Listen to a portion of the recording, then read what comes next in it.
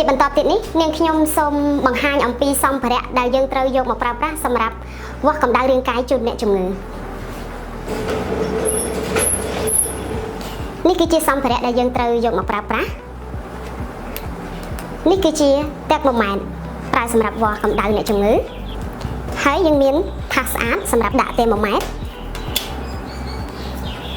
នេះគឺជាកំប៉ុងសម្លៃហើយយើងមានកំប៉ុងអាល់កុលនេះគឺជាបាតសាំងអារីកូហើយនេះគឺជានាឡិកាសម្រាប់រាប់នាទីចុងក្រោយគឺសិភៅតាមដានសុខភាពអ្នកជំងឺសម្រាប់កត់ត្រាចាការវាស់សីតុណ្ហភាពនៅឃ្លាគឺជាការដាក់សីតុណ្ហមាត្រនៅឃ្លាជាទូទៅសីតុណ្ហភាពនៅឃ្លានឹងត្រជាក់ទាបជាងសីតុណ្ហភាពនៅមាត់ 0.5 អង្សាសេហើយសីតុណ្ហភាពនៅគូតខ្ពស់ជាងសីតុណ្ហភាពនៅមាត់ 0.5 អង្សាសេឥឡូវនេះខ្ញុំសូមបង្ហាញទម្រង់ការយកកម្ដៅរាងកាយជូនអ្នកជំងឺអនាម័យដៃផ្ដល់ភាពជាឯកជនទាញវាំងននបិទបាំងជំវិញអ្នកជំងឺឬបិទទ្វារបន្ទប់ជួយឲ្យដាក់អ្នកជំងឺដេកផ្ងាឬអង្គុយយកភួយឬដោះសម្លៀកបំពាក់ចេញពីដៃដើម្បីឲ្យឃើញកន្លែងយកសីតុណ្ហមាត្រចេញពីប្រអប់ចាប់កាន់ផ្នែកខាងចុងម្ខាងទៀតតាក់ម៉ូម៉ែត្រដែលគ្មានបារតដោយចុងម្រាមដៃមើលកម្រិតបារតឲ្យបានច្បាស់ដោយដាក់សីតុណ្ហមាត្រឲ្យស្មើភ្នែកនិងបង្វិលតិចតិចរកមើលកម្រិតបារតក្នុងបំពង់កែវបើបារតឡើងលើសកម្រិតត្រូវកាន់ចុងសីតុណ្ហមាត្រខាងដែលគ្មានបារតឲ្យចាប់ល្អឈរឲ្យឆ្ងាយពីវត្ថុរឹងរួចរលាស់ដោយកដៃពីលើចុះក្រោមបន្តរលាស់រហូតដល់កម្រិតបារតនៅក្រោម35អង្សាសេលើកដៃអ្នកជំងឺឲ្យឆ្ងាយពីដងខ្លួនពិនិត្យស្បែករកមើលដំបៅនានានិងញើសជូតសម្ងួតក្លៀកបើចាំបាច់យកសីតុណ្ហមាត្រទៅក្នុងក្លៀកដាក់ដៃចុះមកវិញដោយសមស្របហើយបត់កំភួនដៃលើទ្រូងរបស់គាត់រក្សាទុកសីតុណ្ហមាត្រក្នុងក្លៀកឲ្យបាន5នាទី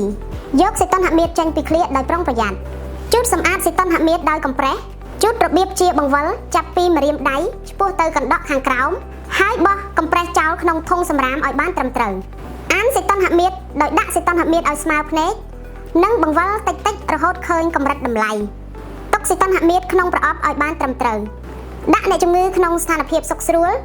ដណ្ដប់ភួយឬពាក់អាវឲ្យគាត់វិញលាងសម្អាតដៃពិគ្រោះជាមួយអ្នកជំងឺពីលទ្ធផលនិងកត់ត្រាខ្ញុំពិនិត្យជូនបងរួចរាល់ហើយបងស្រីឥឡូវសូមអញ្ជើញបងអង្គុយនៅកៅអីវិញយ៉ាងម៉េចដែរអ្នកគ្រូពេទ្យក្រោយពីពិនិត្យប្រពន្ធខ្ញុំរួចហើយតើសុខភាពគាត់យ៉ាងម៉េចដែរចាបងប្រុសកម្ដៅរាងកាយបងស្រីគឺ38អង្សាចាជាទូទៅមនុស្សយើងមានកម្ដៅរាងកាយធម្មតាគឺនៅចន្លោះពី36.4ទៅ37.5អង្សាចឹងបងស្រីគាត់ក្ដៅខ្លួនហើយប៉ុន្តែខ្ញុំបានពិនិត្យរាងកាយរបស់គាត់មិញដូចជាមិនឃើញមានបញ្ហាធំដុំអីផ្សេងទៀតទេអញ្ចឹងការឡើងកម្ដៅរាងកាយរបស់បងស្រីហ្នឹងអាចបណ្ដាលមកពីការបាត់បង់ជាតិទឹកដោយសារបងស្រីប្រសាទទឹកអត់បានគ្រប់គ្រាន់អញ្ចឹងការក្ដៅខ្លួននិងការបាត់បង់ជាតិទឹកក៏អាចធ្វើឲ្យឈឺក្បាលដែរបងអញ្ចឹងខ្ញុំផ្ដល់ថ្នាំប៉ារ៉ាសេតាមុលឲ្យបងយកទៅពិសានៅផ្ទះហ៎បងចំនួន3ថ្ងៃហើយបងញ៉ាំឲ្យបានទៀងទាត់ហើយបងត្រូវត្រឡប់មកណាត់តាមការណាត់ជួបរបស់ខ្ញុំវិញនៅ3ថ្ងៃក្រោយ